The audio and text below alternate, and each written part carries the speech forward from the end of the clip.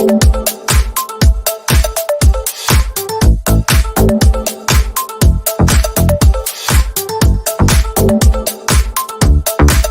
everybody, welcome to your Future Stars forecast on this 2-year-old Tuesday. Saratoga is in action. We had a couple of 2-year-old stakes races, the Schuylerville as well as the Sanford Stakes. We're going to talk in depth about the latter, but I also have to give a big shout out to Coolmore because horses sired by their studs have done quite well already. In the Schuylerville, we had Just Cindy win for freshman sire and Triple Crown champion Justify. And in second there, Summer Promise, who is a daughter of Uncle Mo. So that's pretty impressive right there. And then in the Sanford, Uncle Mo actually, his sire line was represented by 4 of the 12 horses in the field, including his son, Mo Strike, as well as the runner-up in there, Great Navigator, son of Sea Wizard, who is a son of Uncle Mo. So Coolmore, congratulations on all that. And I am so thrilled, you probably see the hat here, to have as my very special guest today, Brad Cox, trainer of Mo Strike. Hey, Brad. Hey, Ren. Thanks for having me on. Oh, gosh, no, thank you for taking time out of your day to chat. So, I mean, you're already an 8-time Breeders' Cup champion trainer. You've won back-to-back Eclipse awards, and you look like you're poised. You're right there in the race. Top 4 trainer based on earnings right now. What position do you feel you're in with your juveniles and in particular Mo Strike? Well, yeah, he ran a big race on Saturday, stepped up, and I really didn't know if I was going to run him in the Sanford until the week before. I breezed him at Churchill, and he really responded well and gave us a big move, and he gave us enough confidence to put him on a van. I think on Monday to ship him to Saratoga, and he settled in really well here. He had a great week, and like I said, he ran a big race on Saturday and showed he belonged. And we're hopeful that he can continue to progress and be one of the top 2-year-olds this season.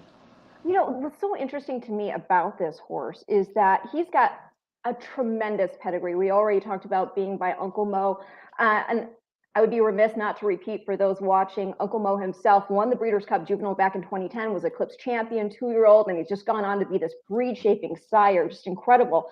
The Damier Featherbed Stakes winner, Grade 1 place. He himself, Mo Strike, half brother to Dynamic Impact, who won the Illinois Derby, but this family also includes some really big heavy hitters, Grade 1 winners like Trumpets Blair, Albert the Great, and Rushing Fall. And she was champion, turf female, and she won the 2017 Breeders' Cup Juvenile Fillies turf.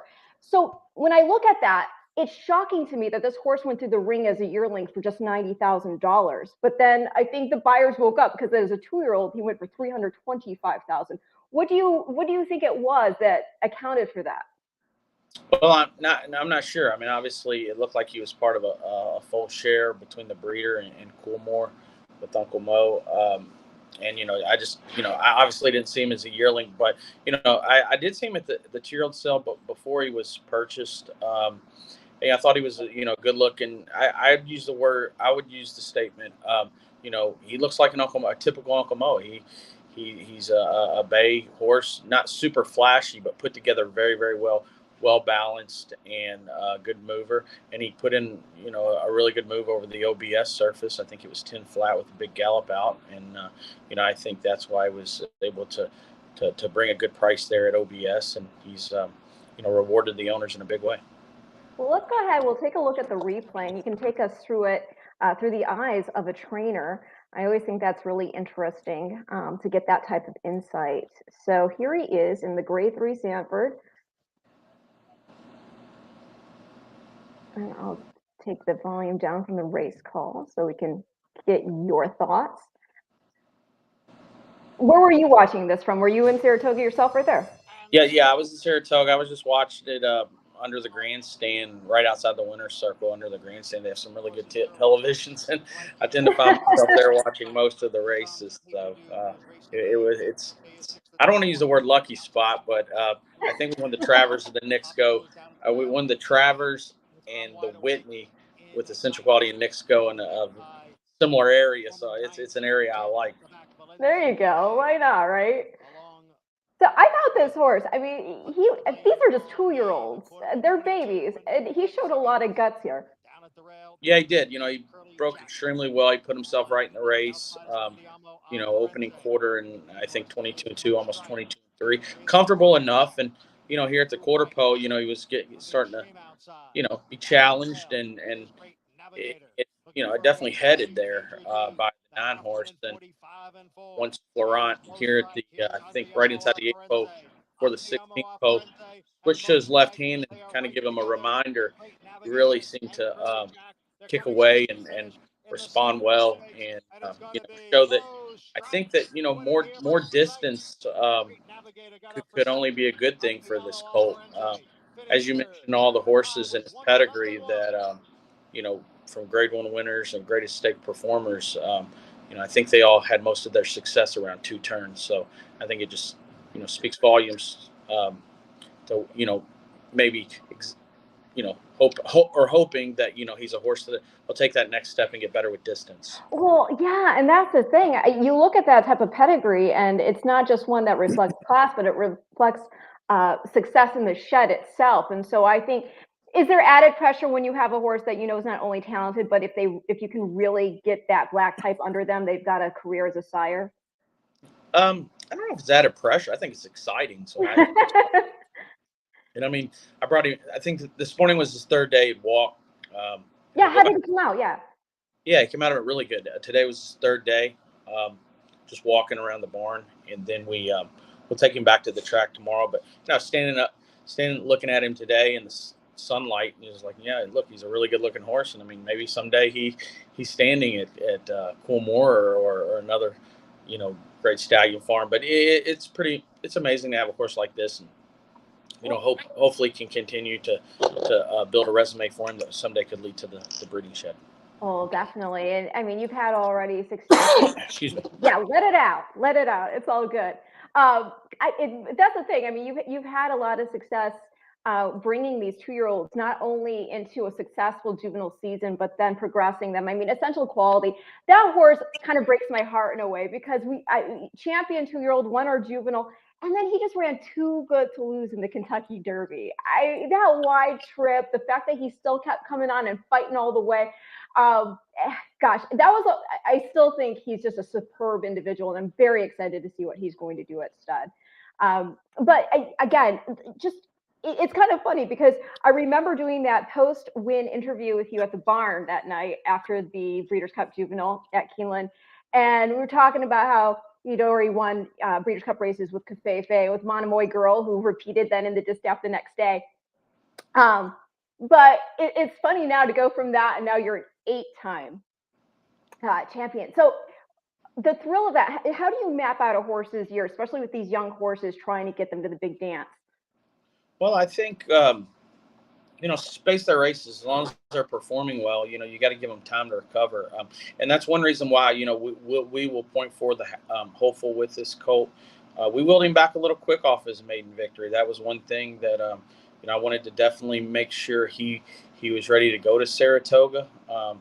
And once again, the work last weekend kind of give us the confidence to pursue that. And, once again, it rewarded the owners in a big way. And, now we'll give him a solid 7 weeks between his next start, being the hopeful. And, we're hopeful that he will improve physically. Mentally, he's a great horse. I can't say we have to expect him to improve mentally because he's take everything in we throw at him. He takes it in really well and just a very smart horse. But hopefully, he can continue to develop physically. And if he can, I think he'll be a player in a Grade One, hopefully here at the end of the Saratoga meet. You're looking at the hopeful? Yeah, that'll be the plan for the current time. Yep, and the hopeful, for those who don't know, at Saratoga, it's gonna be the 118th running of the hopeful. I mean, this is one of the most prestigious juvenile races we have, inaugurated back in 1904. It's kind of funny. Steve Asmussen has actually won the last 3 editions of it. Can you take him down? Well, I know he has a really good juvenile that's 2 for 2 that really appears to be. Yeah, he appears to be the leader in the division right now, and listen, we'll do the best we can to prepare our horse for the hopeful, and we'll see how it goes. No, it's super, super exciting. Not to go under the radar, you had another juvenile win by 3.5 lengths on debut at Ellis Park. And this horse, I mean, won in over the good going. And he's got a really interesting pedigree as well. So I want to show him, and this is Bourbon Spirit. Let's see, this is a replay off Twitter, so I apologize for that. But let's see where it is here. Whip is out on Miranda rides. From between horses, Bourbon Spirit is running a huge race outside the furlong grounds. Here comes Bourbon Spirit up to collar Miranda rides. And Bourbon Spirit is gone by the 16th pole. Late on the scene, accidents running another one. He's on the wrong lead, shifting ground. No doubt about the winner. What a performance on debut. Bourbon Spirit, tons the best. He won by about 3.5 in the tight photo for second. I think accident got the better of the bobs between he and Pace City Miranda Rights 104. And to Bourbon Spirit for Flurry Racing and Titletown Racing, home a winner. There's something about watching horses run in the mud and just getting over it the way he did so easily that I just love. I don't know what it is. I think it just goes back to the old. I grew up, going to races at DRC, arranged a lot up there in Michigan, and there's just something about the guts that a horse has to have to still go into full stride over that type of surface. Yeah, no doubt. And he got checked pretty hard going up the backside. Jock, he got a good schooling in that race. He maybe an 1/8 of a mile, 3/16 of a mile out of the gate. He kind of run him up into a tight spot. He checked out of it. For him to get up going 5.5 kind of shows that he definitely has some ability and talent. And he's a horse that based off pedigree and just his physical makeup, I do think he's a horse that's going to stretch and be better with more ground. So it was a big debut, and hopefully he's another one that hopefully can build off that as well. Oh, yeah. I mean, this one, as you just said, with the pedigree, son of Liam's Map, who's standing over there at Lane's End, won the 2015 Dirt Mile. And then out of Gifted Glory by Tappet. And this is actually the direct tail female family of Flush with Pride. I mean, that's it's one of your more prolific families you can find in the book. So it's another horse that he develops on further, that he's got a career potentially ahead of him. What is the plan for him? Do you have anything hard set, or you're just taking it day by day? Just day by day right now. He did come out of the race in good order. There's a race at Ellis, the Ellis Park debutante, or not, I'm sorry, the juvenile. But, that's something that we'll look at with him. And then obviously, that'd be a gradual stretch. I believe that race is 7/8. But we'll just kind of see how he comes out of it, getting back to the track, breeze him a few times, and then make a decision. Well, somebody's very excited to see you. Wayne Harrison, wow, Brad Cox, love from England. Don't worry, that Derby will come. You got this. Well, kind of, sort of. I mean, the whole thing. I know. Everybody knows. We're not gonna get all into that, but you know. But it is true. I mean, you're like right there on the cusp of having that horse cross the wire first. Yeah. Right? Right? Yeah. You're right there. You're right there. How is Mandalon, by the way? He's doing really well. Last time in action, the Stephen Foster fourth there. You won the Haskell Beauty Q, but still last year with him. I mean, he's a really cool horse. He is. He's a classy horse, and we need to get him back in the win column. He ran a big race off the layoff there in January that led up to the Saudi Cup. That obviously didn't work out, the Saudi Cup. And then I thought he was a little bit too close to a hot pace last time and just not ready to face the likes of Olympiad off of a layoff. So we're looking to rebound.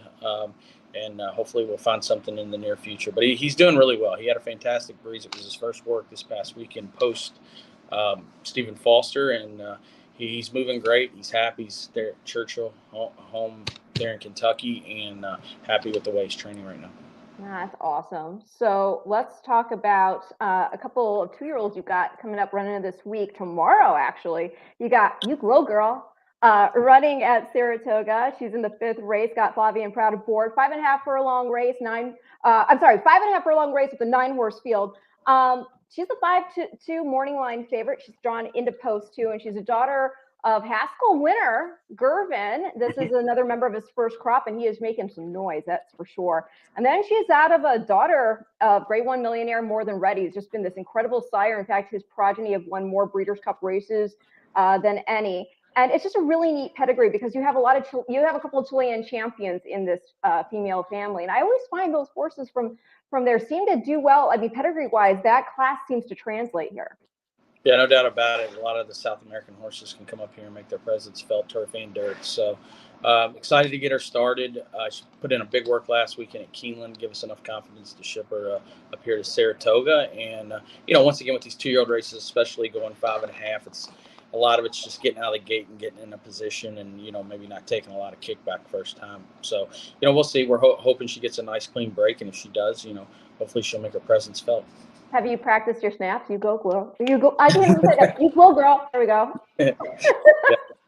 You gotta get I don't know where ready. the name come from. That I'm gonna have to It's a great name. It's a great name. I love it. I mean, come on. And how fun would that be if she ends up being big time? Like, I can already see the branding going on for that. Yeah. I love it already. So then let's also talk about another filly you got poised to debut. This is actually going to be on Friday at Ellis Park. That is Fashion Idol by Into Mischief at A Symbol of Freedom by Tappet. This is a homebred for Darian Mary West. And she's in a 5.5 furlong main special weight there. Post 3, 4-1 on the morning line. Got Corrales aboard. Tell us about her. She's doing well. This filly's come to hand fairly quick. She's come out of Ocala and pretty much hasn't missed a beat. She's worked a couple 5.8s and 5.8s out of the gate, so we feel like we have her fairly fit. Once again, it's important to get out of the gate well, and hopefully she can be involved early. And we think she's got the speed and the talent to win first time out. We'll see how it goes. Yeah, awesome. And then also on that same card in race 7, I think that's kind of no relation, but you got a horse in there, a colt named Nick Story. The only relation would be that he is owned by the Korea Racing Authority, which Right. with Nixco. The one thing that really stands out, obviously, is it's a Mackmore Hall bred, and those horses they've got a great breeding operation there. So Son of Bernardini out of Story Untold by Old Fashioned. This horse is going to be debuting going 7 furlongs, 5-1 on the morning line. I thought this was fun. He's part of the same family as a fan favorite, not a cat, but a llama. And also, yeah, I love it. And if you go, and it's also the direct family that produced one of our great sires in Raisin Native. So it's really cool pedigree there. Tell us about him.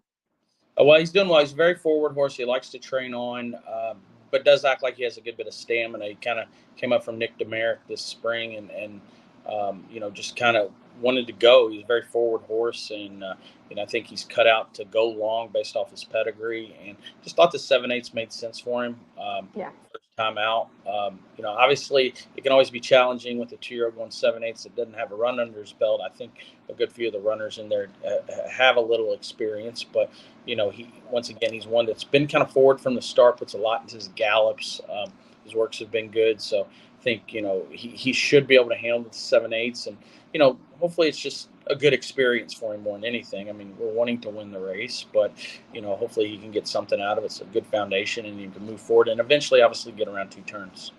Awesome. Now Wayne has another comment. I don't know if this is so true because I think you have some big distaffers there in the barn. But he's saying, would it be right to say maybe you're lacking that star horse this year now that Monomoy girls retired, no essential quality? Who is the horse you're most excited about going forward? Thanks and appreciate. Well, hey, you just won the Fleur de Lis and Matarea. Hello, Acorn. Yeah, exactly. Matarea is coming back in the test. That's our plan with her. So, we have horses that are competing at the grade 1 level.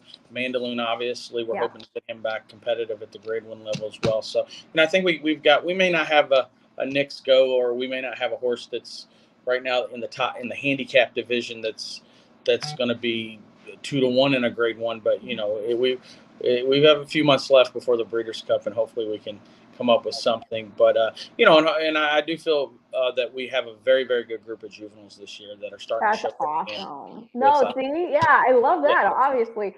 But talking about your 3-year-olds, let's talk first about, you just mentioned Matarea. I have a little replay from her in the Acorn here.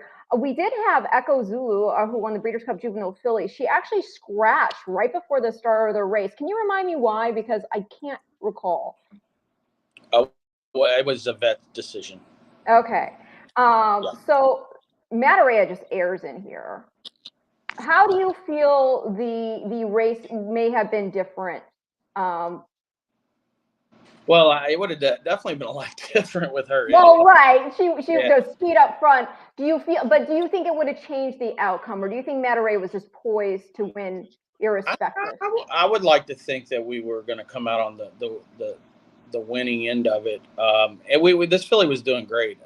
Was super excited about taking on Echo Zulu. But look, it was unfortunate she wasn't able to run. We lined up against a group of fillies there, and she was able to strut her stuff, and it worked out, and it worked. Grade 1 victory. So we're going to shorten her back up to 7/8. I really think that that's probably her favorite distance, 7/8. She was able to win the Beaumont and the 8 Bells and look good doing it. So it's been a good year for her. Hopefully we can continue to build, and this could be another step toward the Breeders' Cup for her. I'd say the filly mare sprint would be the race obviously we would point for, and if we can have a big run here in the test, we'll turn our attention toward the Breeders' Cup and try to get a race between the test and the Breeders' Cup. And similar I guess pattern or race schedule as Covfefe in 2019. Oh, how cool is that whole ride for you, Covfefe? I'm sorry, Ren. The whole ride with Covfefe, that had to just it was so a cool. Ride. She was a really cool filly to be around, and obviously she stamped herself as a very, very special horse early on. But I think what she was able to do Preakness weekend and the Miss Preakness was just, it was one of the most electrifying races I've ever watched, and one of the most electrifying performances one of my horses has ever put on. I can watch that replay often of the Miss Preakness because it was a great race call too. I never get to listening to that one, so it was a big performance.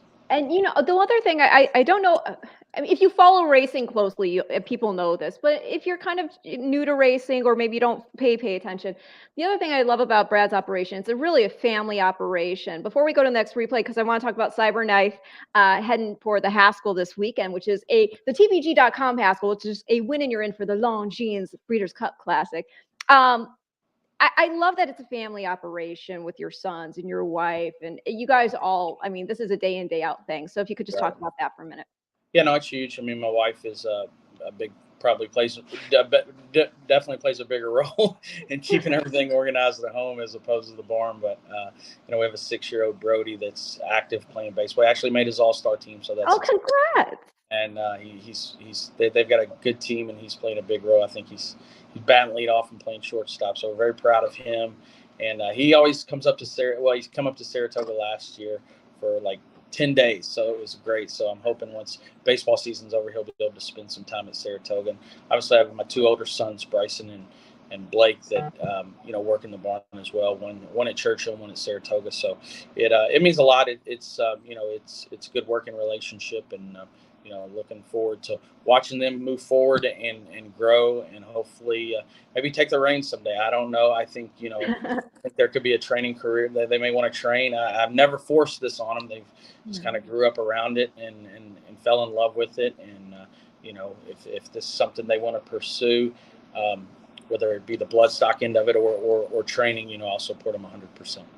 That's awesome. No, I think it's wonderful. And my experience meeting your boys, they're tremendous.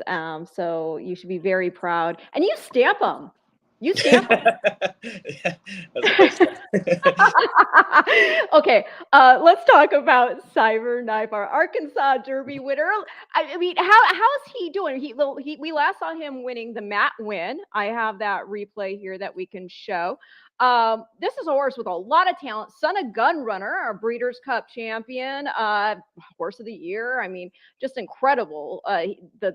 What he's produced in just a short time. But Cyberknife, a ton of talent. Had to get a little education, right? I mean, in terms of harnessing that talent. Yeah, the talent's there. I mean, obviously won first time and he was DQ'd. Then we thought, based off the performance and the figures he received first time, we thought he'd win second time out. And it's like he just wouldn't go by the last horse. He looked like he's capable of going by the horse that was in front of him. He just wouldn't do it. And then, he's then he broke his maiden. He kind of waited for the other horse to come back to him, and then, he's gotten better for sure. There's no doubt as he's raced more. This race was, visually at the quarter pole, I mean, he looks like a horse that's going to win by open links, and then Right. obviously won a head bob. But look, to take nothing away from the winner, the runner-up, he's a very good horse as well. So Yes. this horse, Cyberknife, received a really good figure out of this race, and so did the runner-up. So I think they're two really good horses, and they kind of separated themselves from the third place horse here. So I think they're both horses. I believe are going to be a part of the Haskell. Yes, isn't I that think fun? I think it's going to be a very, very good race. Maybe one of the Who better are you most? races. Who do you think? I mean, it's going to be the question that you get asked all the time, and there's no right answer. Gosh, you see that too. I love that. Like they're both sort of aggressive with each other. This is what horse racing is about to me. I just love to see a horse duke it out, and it's going to be let the best horse win in the end. And maybe given whatever day it is, Cyberknife's going to be the best horse today. Who knows? Maybe the other horse gets the upper hand the next time. But it's just fun. I mean, this is what racing is to me.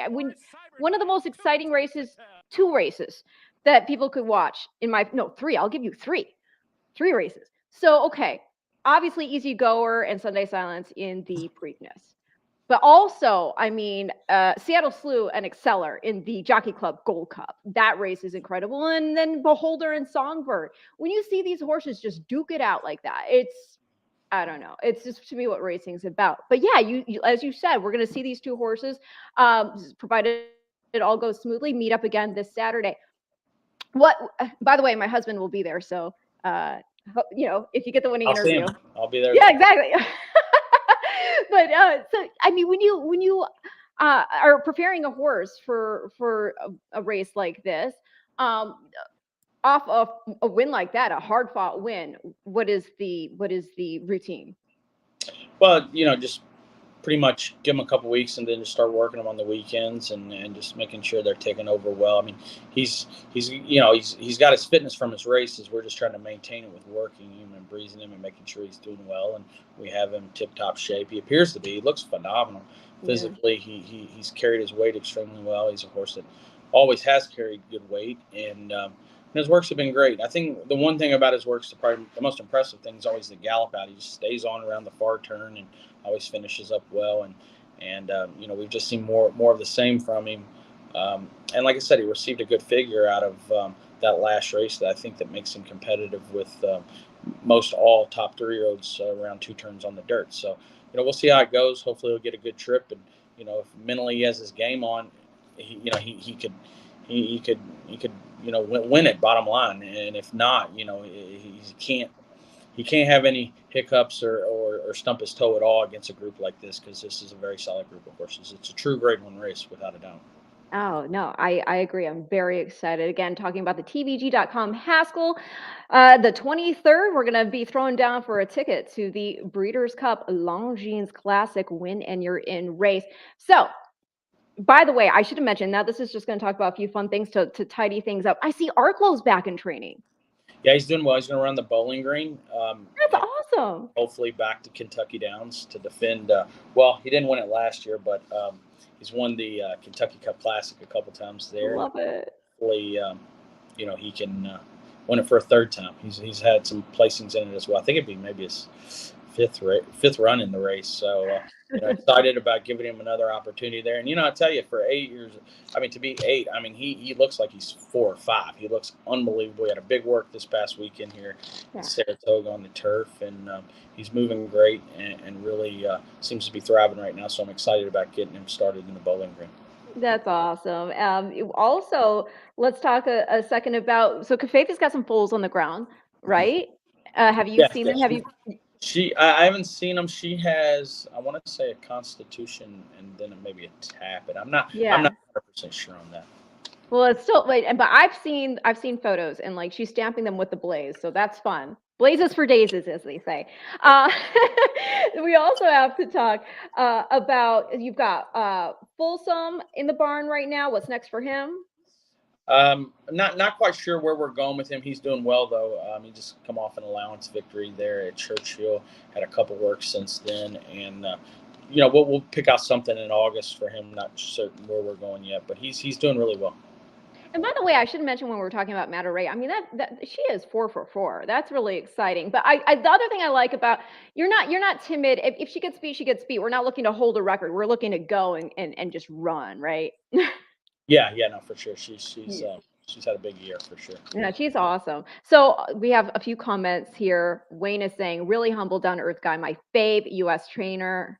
Have a fun evening. We also have Eileen saying, what I love about Brad, he tells it like it is. Do you ever feel like you have to edit yourself? I feel like a lot of trainers sometimes. Good, because I feel like sometimes you talk to traders, they're like, how's your horse doing? He's doing everything right. No, I feel like it's straight up. I mean, you ask the question, I give you the answer. So, yeah, exactly. I don't feel like it's nothing trying to hide anything.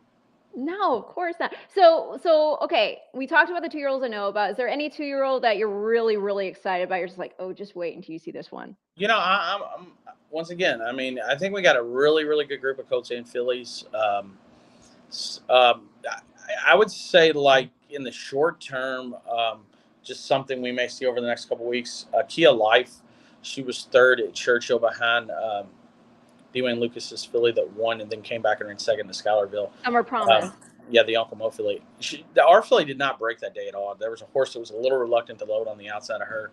It kind of startled her. She hopped at the start, and that was just unfortunate because she's of the mornings have been very quick out of the gate. So hopefully we'll get her in here inside the next week at Saratoga, and she can get out. If she breaks well, I'm thinking she'll be a factor in one of these maidens up here. And then we got a 2-year-old street boss colt for Godolphin named Bossa that. Oh, I'm sorry.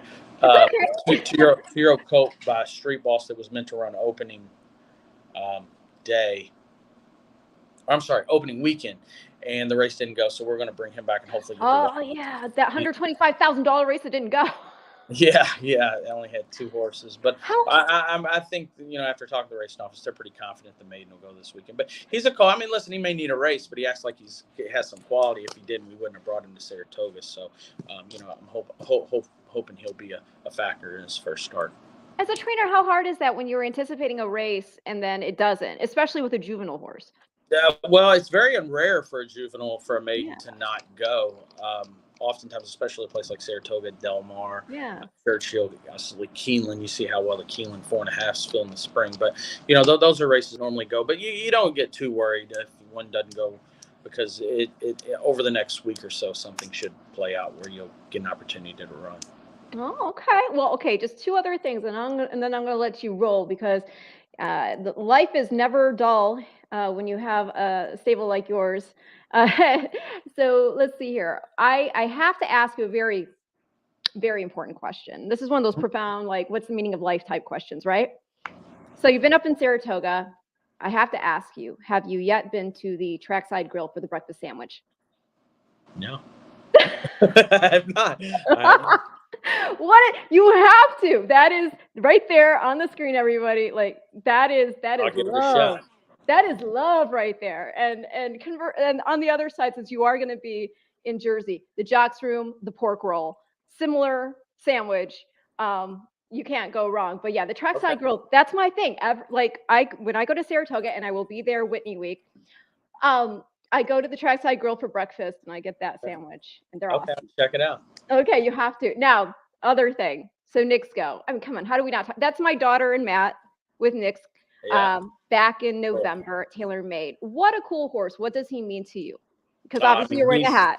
He's a cool horse. I'm very proud of what he was able to accomplish under our care, and obviously Ben Colbert did a fantastic job with him as well, winning a grade 1 at 2 with him. So, look, he's a cool horse. I think he taught a lot of people a lot of stuff. He taught me a tremendous amount, and I mean, he was a racehorse, 100% racehorse that brought it every time and loved to run, and always put in a big effort. Once again, he was a horse that performed well without Lasix, and had speed, could carry it 2 turns. So, I'm hoping he gets an opportunity to be a stallion. I really am looking forward to training some of his foals or some of his 2-year-olds when the time comes. And I think if he could happen. You never know. I mean, Gervin's gotten off to a really good start, and he's obviously staying in Florida. So I'm hoping that the Knicks will get an opportunity, and I'm hoping that I'm going to try to support him best I can. Well, he's an awesome horse, and I think a lot of people also forget that he was good throughout. I mean, this was a horse who Breeders' Cup Juvenile. He was second back in 2018 in the no, he was a very, very good 2-year-old. Yeah, and I mean, to go on and then win 2 different divisions of the Breeders' Cup, winning the Dirt Mile and then winning the Classic. I mean, he had mass just shy of $10 million, I believe, if I remember right. Just a really cool horse. And the other thing I will say, having been up close and personal with him, the temperament was phenomenal. And that's something with the only horse I never wanted to get near was Monomark Girl. Yeah, you don't want anyone near her. But she, by the way, I should give an update on her real quick. As far as I am aware, she is at Spendthrift and bred to Into Mischief. Yeah, that's the report. Okay, well, awesome. Now, this is a good note to leave on right here. Eileen's saying, Brad, you are my favorite trainer. You have all my favorite horses, starting with Monomoy Girl. Well, good deal. Good deal. Yeah. Well, Brad, we thank you so much for your time. And yeah, let's see some more of these 2-year-olds roll so I can get you back on the show. Yeah, I'm we excited. Appreciate you. Hopefully be meeting up soon, talking about some of these colts and fillies. I love it. And you all the best to the family too. Thank you so much, everybody. This has been your Future Stars forecast on a 2-year-old Tuesday, featuring the amazingly awesome Brad Cox. Thank you so much for your time. Thanks, Ren.